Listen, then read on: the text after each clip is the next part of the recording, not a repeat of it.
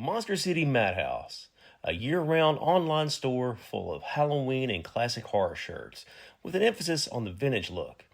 Use code SAVE10 for 10% off your order. MonsterCityMadhouse.com. Free shipping and financing's available.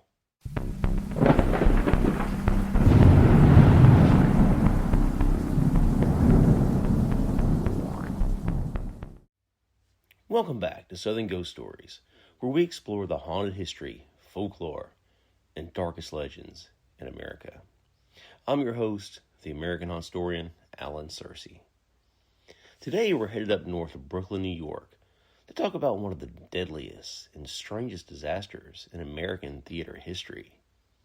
It's a story involving greed, tragedy, fire, ghosts, and a forgotten graveyard buried beneath one of New York's grand entertainment venues.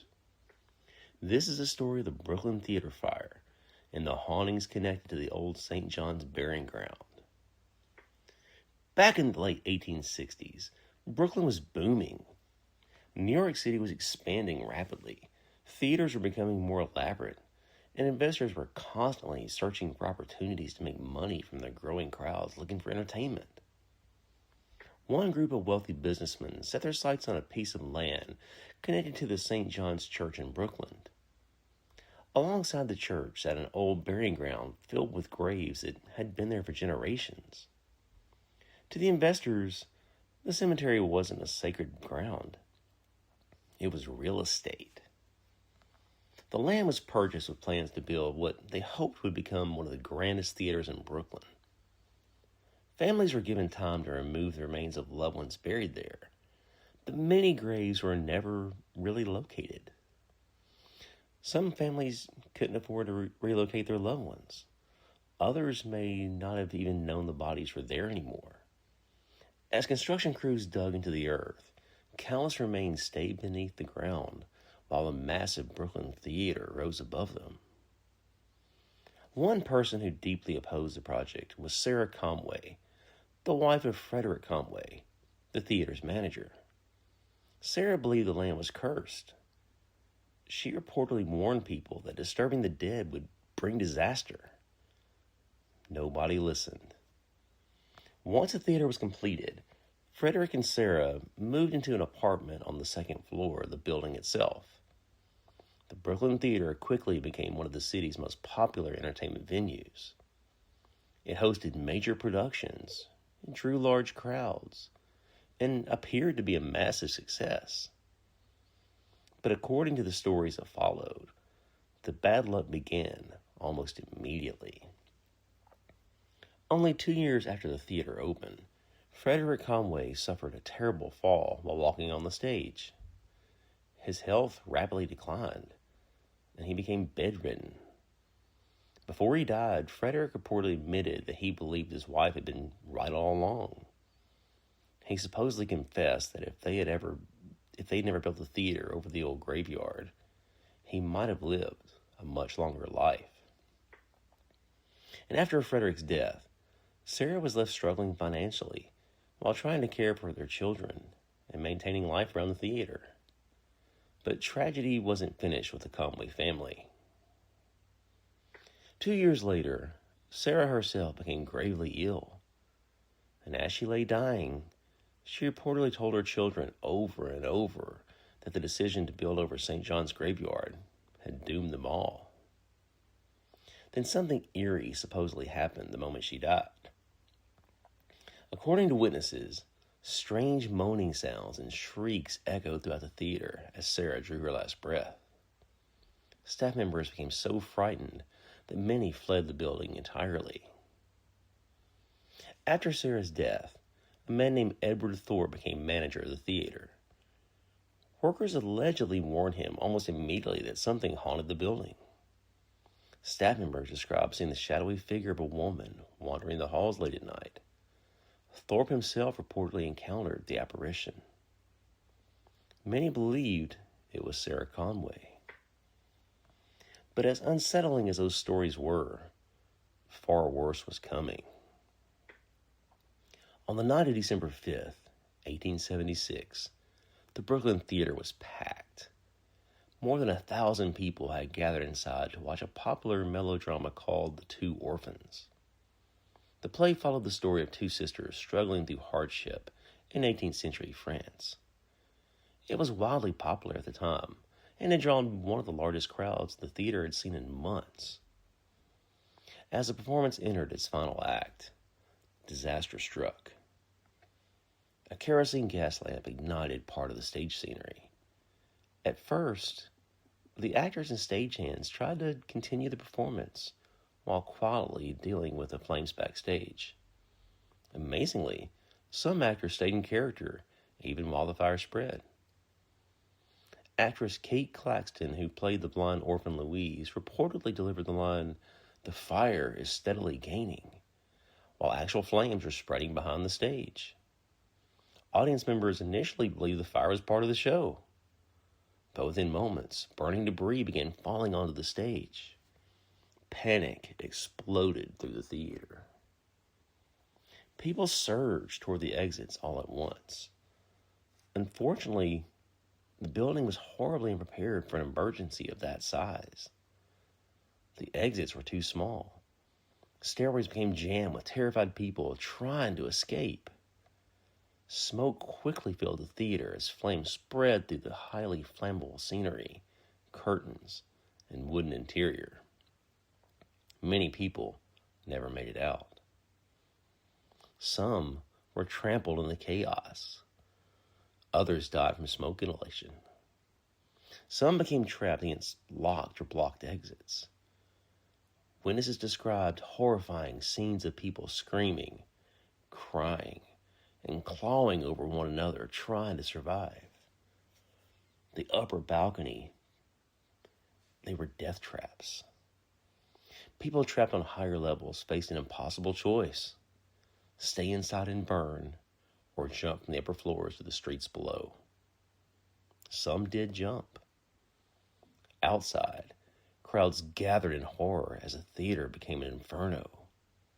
Firefighters and emergency crews rushed to the scene, but by then, the blaze had become uncontrollable. The Brooklyn Theater collapsed into a smoking ruin. When daylight came and recovery crews began searching through the wreckage, the true scale of the tragedy became clear. Bodies were scattered throughout the ruins. Many victims were burned beyond recognition. Personal belongings, scraps of clothing, and bits of jewelry were carefully collected in hopes of identifying the dead. But during the recovery operation, workers discovered something else beneath the rubble: fragments of gravestones. As crews dug deeper into the remains of the theater, they uncovered old burial markers from St. John's burying ground buried beneath the structure. Names and dates could still be read on the weathered stones. For many people, it seemed to confirm the curse stories that had circulated for years. The final death toll remains debated today. Most estimates place the number somewhere between 278 and 293 victims, making it one of the deadliest theater fires in American history.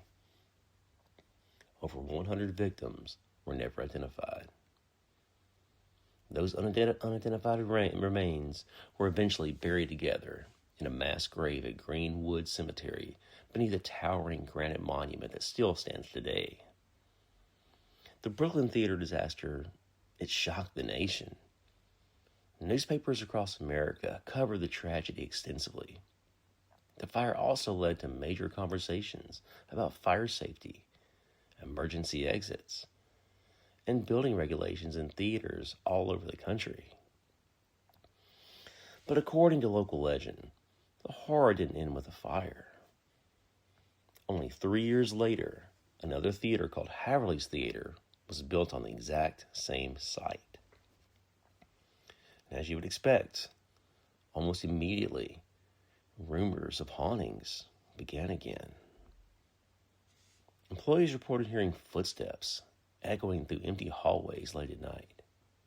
Janitors claimed to see shadowy figures wandering the aisles.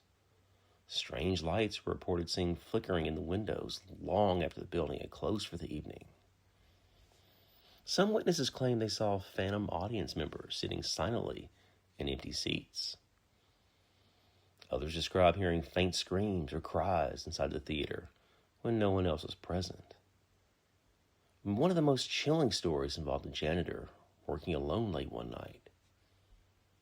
According to the legend, he walked into the theater auditorium and noticed two figures standing on the stage beneath the dim light. At first, he assumed actors had somehow entered the building after hours. But then he realized something horrifying. The figures were reenacting scenes from The Two Orphans, the very play being performed the night of the fire. The janitor, he reportedly watched in terror as the ghostly performers recited lines from the play before slowly fading into the darkness. And whether these stories were genuine hauntings or simply fear fueled by the theater's terrible history, the reputation of the site became impossible to escape. Attendance at Haverly's Theater began to decline. Many locals believed the land itself was cursed. Eventually, the theater failed. In 1890, the building was demolished entirely. The site later became home to the Brooklyn Daily Eagle offices, and eventually the area transformed into what is now Cadman Plaza. Today, thousands of people walk through Cadman Plaza without realizing what stood there, or what may still linger beneath the ground. Because underneath that busy part of Brooklyn lies a forgotten history of St. John's Burying Ground, a cemetery disturbed for profit, a theater consumed by one of America's worst fires, and ghost stories that survived long after the flames went out. And honestly, this is one of those stories where, even if you don't believe in ghosts, the history itself is unsettlingly enough. The idea that hundreds of people died horribly in a theater built over forgotten graves already sounds like something out of a Gothic novel. Then you add in the stories of Sarah Conway warning people beforehand, the mysterious apparitions, the voices heard after dark, and those phantom actors repeating lines from a play tied forever to the disaster. It's easy to understand why the legend endured for generations. New York City is full of just wild, weird ghost stories. But this one feels especially tragic because so much of it is undeniably real. The deaths happened. The graveyard existed. The gravestones were found beneath the rubble. And the terror people experienced that night was witnessed by thousands of people. Even now, more than a century later, the Brooklyn Theater fire remains one of the darkest chapters in New York history. And if you enjoyed this episode, check out my book, Ghost Stories and Graveyard Tales, New York City, where I dive deeper into haunted history, forgotten tragedies, grave robbing, and eerie legends from all over the city. And speaking of books, make sure you head over to Amazon and pick up my latest one, Pistols at Red River. It's Andrew Jackson Doolan's story. There's actually 2 duels in the book. It's pretty wild. Hollywood, they couldn't make up what happened in Nashville in 1806. So also, please make sure to leave a review and subscribe to the show. That really helps more than people find. Helps more people find the podcast and really helps me out. Another thing, have you been to Monster City Madhouse yet? MonsterCityMadhouse.com. Their new shirt's a lot of fun. The Bride of Frankenstein has spoken. And honestly, she may have a point. The Mini Monsters tee throws together a chaotic crew of pint-sized creatures, creepy cuteness, and vintage Halloween cartoon vibes into one gloriously weird design, featuring tiny vampires, little mummies, swampy troublemakers, and one very unimpressed bride rocking the legendary line, "Boys are gross." Not so sure about that one. But, that's her opinion. So be sure to like Southern Ghost Stories on Facebook and Instagram and send us your questions. I've been asking you guys to send me questions for a while. I plan on doing another Q&A episode probably in the next week or two.